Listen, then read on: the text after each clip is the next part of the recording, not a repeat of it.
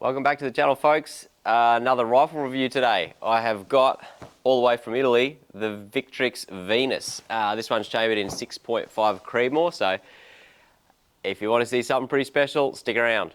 So it comes with this nice hard case. It's actually a really good quality hard cases. I've seen some really kind of thin plastic ones. This one's a beast. It's all foam lined.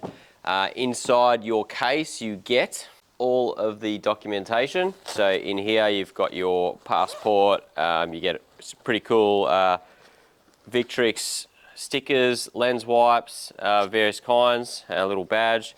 Packaged separately inside the box, you'll also get your bolt, 10-shot mag, and of course, the main event, the rifle. And if you've watched my channel before, you know I've got a thing for orange rifles. This is no exception. What an absolute beauty. It's got some heft to it, I'll give you that, but for the guys that are doing long-range PRS and competition shooting, to get it settling nice and fast on those bags, it's kind of what you want.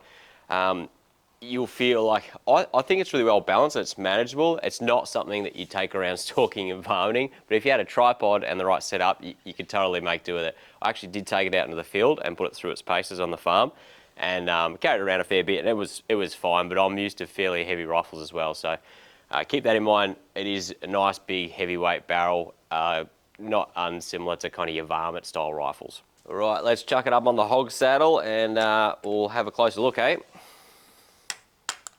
All right, I'm going to start mag first on this one because this is a point to make. You're going to be locked into these mags. You're going to have to use the Victrix mag system, but what a magazine they are. So this is dual stack, dual feed, 10-shot on the 6.5. You've got a kind of a polymer guard on the bottom there, and it feels super, super sturdy. I didn't have any feeding issues when I tried it out. Fantastic build quality on that magazine, no doubt. All right, so your grips in here, this is the standard kind of AR style grip. So you are going to be able to change this out with any AR platform that you might choose. I like this style grip. It's kind of an oval or elliptical shape, and it sits in my hand very, very well. You'll note that you've got a very vertical trigger, guarded obviously on both sides, and again, this guard it's massive. And one thing to note, I really liked these ambidextrous depressions when I was shooting it. I haven't got anything like that on my rifle, but once I was set up in position here, I just found it gives you a good anchoring point that's very, very consistent every time you come and grip up onto there, depending on your style of grip.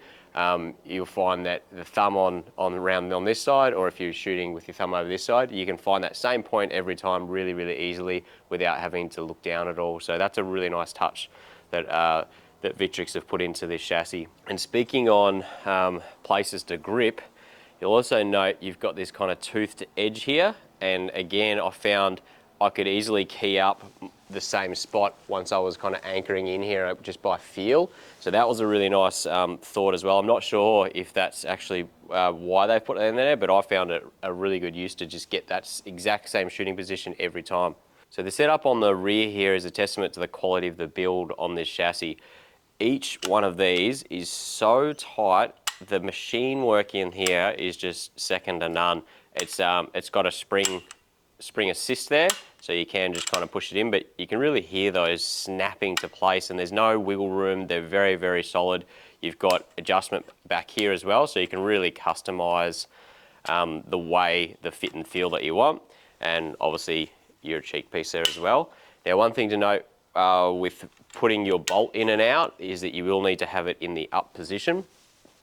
All right, so let's have a quick close-up look of this bolt here. It's a beauty. It's very, very smooth, very slick. You've got a super luggy system up here, 6 lugs in total. That lockup's fantastic. You've got your little identifier there for when your pin is back, and inserting it is a little bit different from most of the rifles I've had, and I'll just give you a quick look at that as well. To give you an example, when this is down, obviously this is going to be in the way of putting in and removing the bolt. So up nice and high like so, and then that'll give you the clearance that you'll need to insert your bolt. And just tilting over here on the undersides, you can see you've got your rail there, so you can put on your monopod on the bottom there. Gives you a few mounting options, so a setup on the front of the chassis there, on the underside, so you can mount your Arca Swiss, or you know, if you're running a bipod, you've also got your track inside here as well, which is a nice touch. So you can really kind of customize this layout. So moving up to the chassis, I'll give you a quick look at that. It's an integrated Picatinny rail. So this has got a 20 MOA cant, which is, for these kind of rifles, is pretty par for the course these days. They are all numbered, numerical order for all your different keys there, which is a nice touch. And over on the left side, there's a shot from the left side. So this is your bolt removal. You've actually got to pull that out. It's got, again, another spring tension inside here. With this trigger, a little bit more on this trigger, out of the box it's set at 1.3 kilos pull weight. Now you do have this as adjustable to 150 grams either side of that from the factory set. This is the first trigger that I've used that's in this straight configuration, and at first I was a bit, I don't know if this is really my thing, but I put quite a few rounds through it and I actually really enjoyed it. It's got a very a hard line on both sides and a very flat edge on the front, and it just means that, again, you can find that consistent shooting position each time with it. So I actually really like that setup. It's a nice touch. And just another thing with this trigger, Christmas wise, creep, etc., it's sharp. It's super sharp. It's actually really, really nice. Listen to that, what a ripper. And as expected, bolt throw, nice and shallow, very smooth to be as expected with a premium rifle like this. No complaints. I found it, you know, positive every time. Cycling wise, nice and smooth. The lock up on those 6 lugs is absolutely positive. No complaints there at all. All right, let's get down to the business end here. Muzzle brakes, let's talk muzzle brakes real quick. So this one is threaded and clamped. It might look like it's just a clamp on, but there is a thread underneath there. 4 ports, and it is an absolute beauty of a muzzle brake. I know this is only a 6.5 Creedmoor, but I should have done the egg test on this. Looking back on the footage, and we all remarked on how effective that brake is on this system, again with a nice weight in the rifle. It's an absolute dream to shoot. You can stay on target and literally see those things singing down the line. So I don't even reckon you'd crush an egg or a matchbox if you put that between you and this thing. It's an absolute dream to shoot.